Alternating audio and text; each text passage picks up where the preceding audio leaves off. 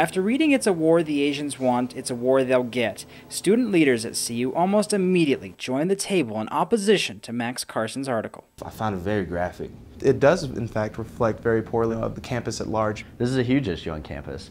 The campus press has apologized for the article and agreed to undergo diversity training. Editors for the online student newspaper argued the article was satire designed to get students thinking about the problems of racism on campus.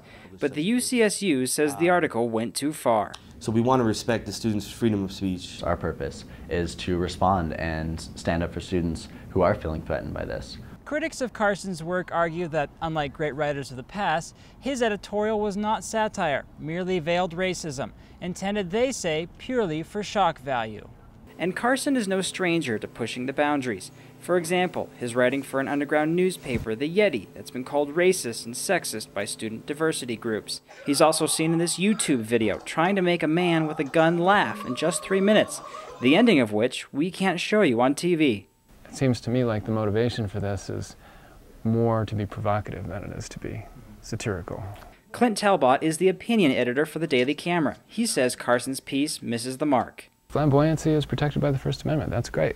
But I don't think one should necessarily dress it up and say, this is a noble cause, this is satire to, improve a social ill. We tried to speak with Carson and others at the campus press, but they didn't return our phone calls or emails.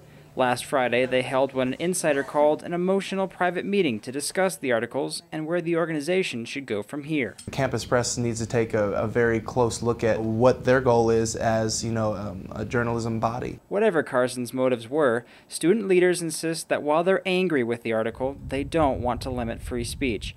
They are fine with talking about race relations on campus. They just wish it could have been done another way. Thomas Hendrick, NewsTeam Boulder.